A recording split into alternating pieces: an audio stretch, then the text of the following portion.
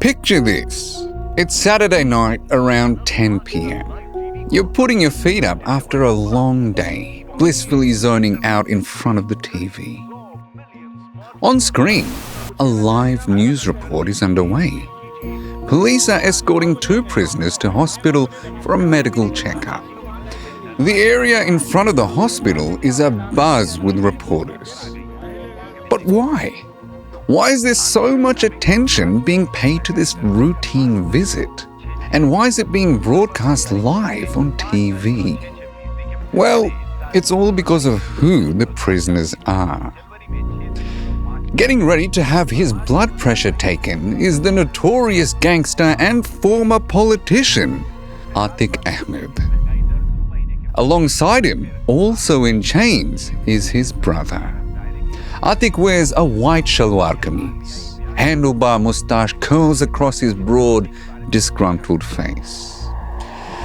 Atiq Ahmed's story is catnip for the local reporters. A feared thug turned high-flying politician, now a disgraced mafioso cornered by his enemies. The prisoners and their police escort shuffle along slowly, awkwardly. The brothers give curt replies to the questions shouted at them from the press pack. Atiq Ahmed is mid-sentence when 3 men push forward. Reporters jostling for a better position, or so it seems. Like everyone else in the media scrum, they're holding microphones and notepads. They even have press IDs. But these men aren't reporters. These men are assassins. In an instant, one of them pulls out a gun and holds it to Atiq Ahmed's head.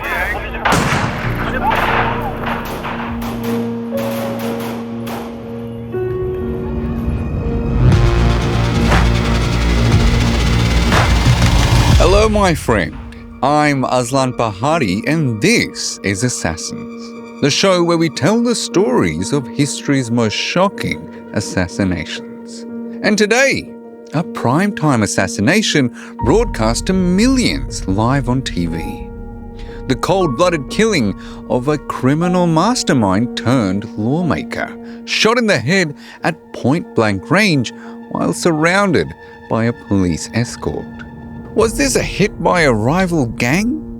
Or one of Atiq Ahmed's many disgruntled victims seeking revenge? Perhaps there was something bigger at play. Today, we're diving into the politics of India's most populous state, Uttar Pradesh, to tell the story of Atiq Ahmed. His rise to the heights of political power and his fall in the most public of public executions. Atiq Ahmed was born in 1962 in the crowded lanes of Allahabad, now called Prayagraj, a city in the center of India's Hindu heartland, Uttar Pradesh. Atiq's family was poor in every way that mattered. They didn't have a lot of money, sure, but they also came up short in another, arguably more important currency: reputation. In a city where connections mattered more than qualifications, Atiq quickly learned that fear earned him more respect than good grades. By the time he was a teenager, Atiq Ahmed was hurtling headfirst towards a life of crime. It's said that his first crimes involved stealing coal from trains to sell for profit on the black market. But it wasn't long before he stepped it up a notch. At just 17 years old, an age at which most boys are thinking about school or cricket or romance, Atiq was accused of murder. It was his first appearance in a police file, but it wouldn't be his last. Local police call men like Atiq history sheeters, criminals with a long record. Over 4 decades, Atiq Ahmed had hundreds of cases brought against him. And we're not talking about parking fines or petty theft. Think extortion, kidnapping, and murder. And he was thought to be implicated in many more crimes where the victims were too afraid to speak out against him. But as the years went on, Atiq proved himself to be more than your average street thug. He was smart. He knew that fear won elections in this state and that crime and politics often walked hand in hand. And he wanted a slice of that action. So Atiq Ahmed decided to get into politics. To do that, his bad boy reputation needed quite a bit of rehabilitation. He seemed to get serious, trading gang colors for party flags. He joined whichever political party would have him at the time, switching sides on more than one occasion. In 1989, at just 27 years of age, Atiq Ahmed won his first election. And just like that, a man once hunted by police became a state lawmaker. The reaction to his election victory was mixed. A lot of people still feared this notorious gangster, and fair enough. But others hoped he could protect them in a city ruled by chaos. Many of his constituents, especially local Muslims, saw him as a Robin Hood-style figure who would help the poor, be it by paying for weddings, handing out money for Eid celebrations, or by buying books and uniforms for kids starting school. Over the years, Atiq Ahmed's political ambitions continued to grow. From that first election victory in 1989, he held the seat in Prayagraj for 5 consecutive terms. In 2004, he turned his attention to the national stage, running for parliament. And he won. Elected as a member of parliament in the Phulpur seat, that seat once held by India's first Prime Minister, Nehru. A former street thug now sat in India's highest lawmaking body. But just because Atiq Ahmed had leveled up his career, it didn't mean he'd cleaned up his act. There were whispers, rumors implicating him in heinous crimes. Court cases kept being brought against him and going nowhere. Nothing ever stuck. All the while, he continued to rule over his own personal fiefdom. His thugs roamed free. Police either turned a blind eye or had their silence bought.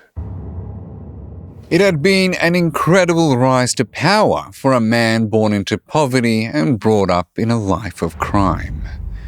But in 2005, just a year after he was elected to the National Parliament, it all began to unravel for Atiq Ahmed. To accept his new position as an MP, Atiq Ahmed had to vacate his seat in the state legislature.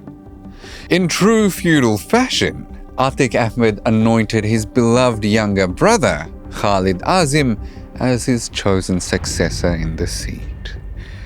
But not everyone was on board with this edict. Standing in Atiq's way was a man called Raju Pal. Now, before you get all starry-eyed, Raju Pal was no hero. Like Atiq Ahmed, he was a gangster. He'd even run with members of Atiq's crew before. Raju Pal also wanted that seat in the state legislature, the same seat that Atiq had promised his younger brother. So Khalid Azim and Raju Pal went head-to-head in the by-election, and Raju Pal won. Atiq Ahmed was never one to take a loss lying down. It's January 2005. Raju Pal is driving through Prayagraj when 2 vehicles pull in front of his car. A group of men jump out with guns and start firing at Pal, still sitting in his SUV. The hit complete, the men flee the scene, and bystanders grab Pal, bleeding out, and drive him to the hospital. On their way, the hitmen return, seemingly to make sure they got the job done. They shoot Raju Pal again, pumping his body with 19 bullets. He had been married for just over a week. When by-elections for the seat in the state legislature were held again, Khalid Azim won.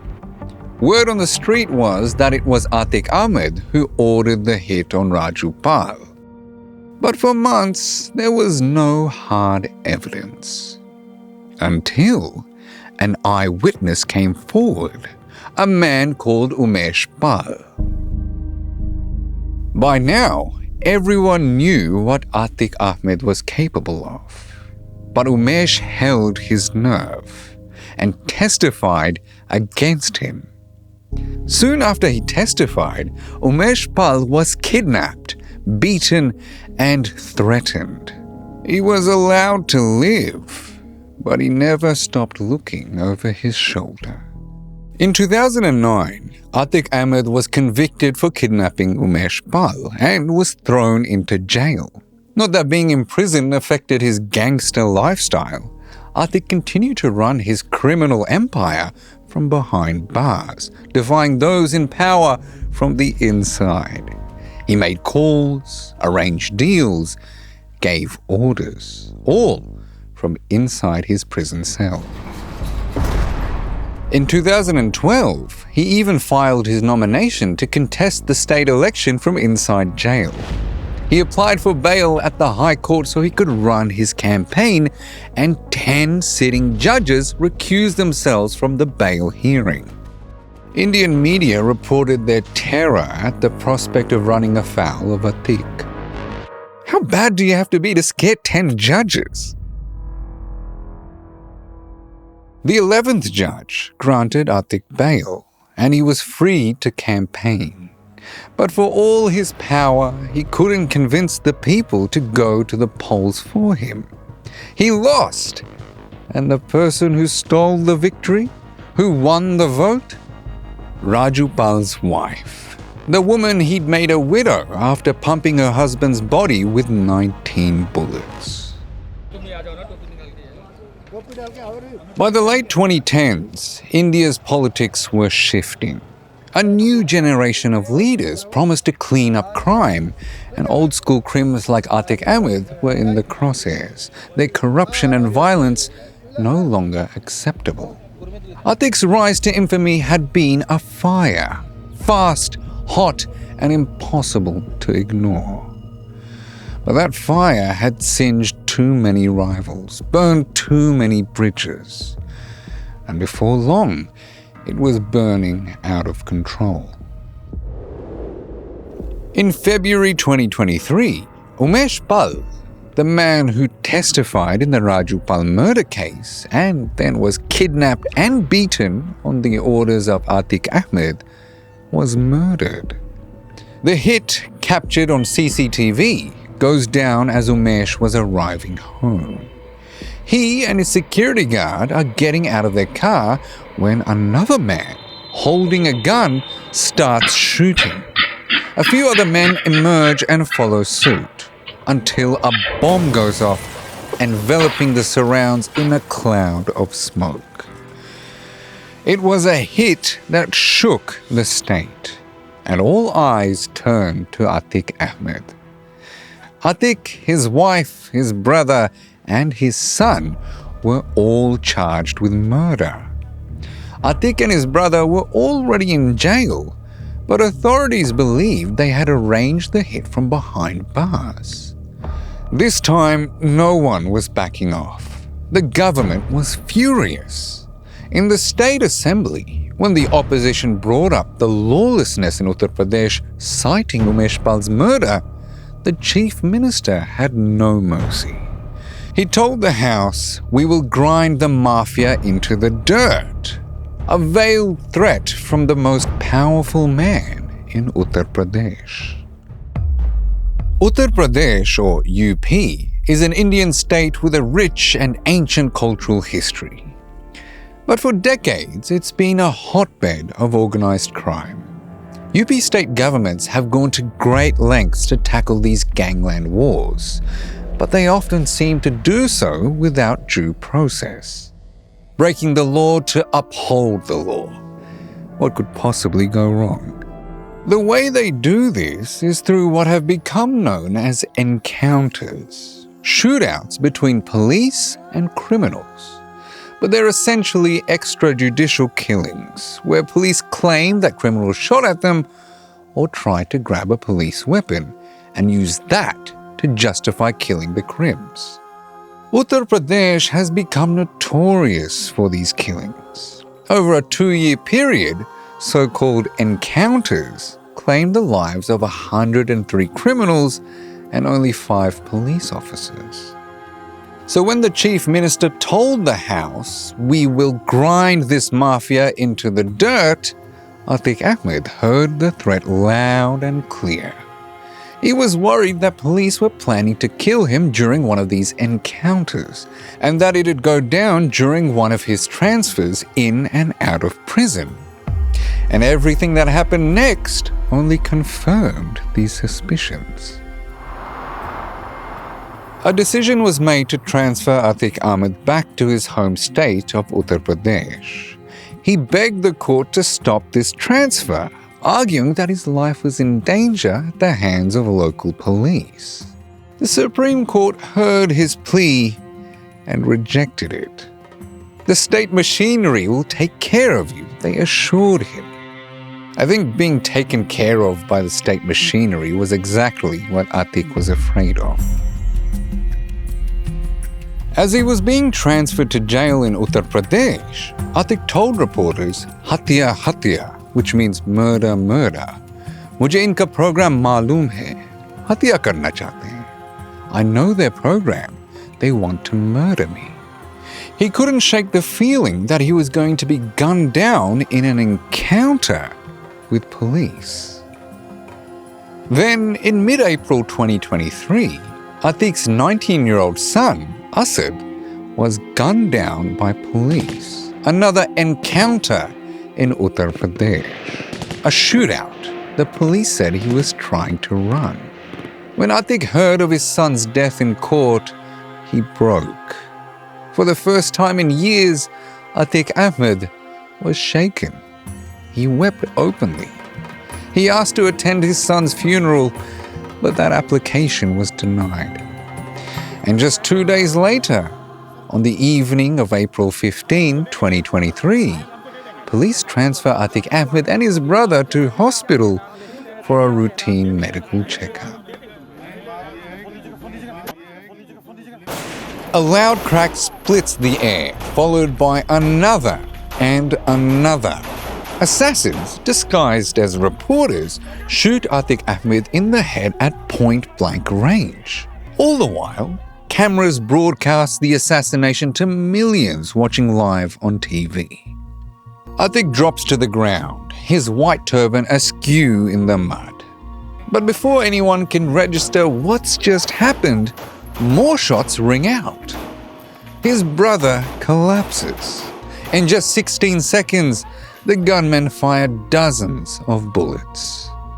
Atiq and his brother lie motionless in the dirt. Blood pools on the hospital driveway. The police officers are stunned. The gunfire stops, and then something unusual. The shooters don't run. Instead, they stand over their victims, weapons still warm, and they raise their hands. One of them shouts, "Jai Shri Ram," a religious cry exalting the Hindu god Ram. The assassins are quickly apprehended, arrested on the spot, and they don't resist. Within minutes, the killers' names flash across TV screens. In a country used to political chaos, this was something else. The morning after, Prayagraj is a ghost town. Bazaars, usually humming with crowds preparing for Eid, are eerily quiet. Police are stationed on most streets, the internet is down, and nobody wants to talk about the murders. For over 40 years, Atiq Ahmed had been a symbol of power and fear, a monster in the eyes of many. But now he was gone, assassinated by 3 young men no one had ever heard of. The killers told police they wanted fame, that they'd been inspired by another infamous gangster. But questions remain unanswered. How could a prisoner be assassinated in the middle of a police escort? How did a simple hospital visit turn into an assassination broadcast to millions on live TV? There's never been an answer, and 2 years later, the investigation continues. A 5-member judicial panel in Uttar Pradesh ruled that there was no police involvement in the killings. Good thing none of these judges recused themselves. Charges have been filed against the 3 shooters, who remain in jail, but no trial has been set. Only one of the accused has retained a lawyer. According to police, the others are content to remain in jail. And the lawyered up one? Well, his lawyer says he's innocent, that he's never fired a gun, and that this was a state-managed encounter. So far, there's no evidence to support this assassination being another Uttar Pradesh encounter, but within a couple of months of Umesh Pal's murder, 6 people implicated in the killing, including Atiq Ahmed, his brother, and his son, were all killed. In response to the assassination, a prominent lawyer and politician described how there had been 2 murders that night. One of Atiq Ahmed and his brother, and one of the rule of law. Thank you for watching, my friend. What's the strangest thing you've seen on live TV? Or, considering no one really watches live TV anymore, what's the strangest thing you've seen on TikTok Live? Let us know in the comments.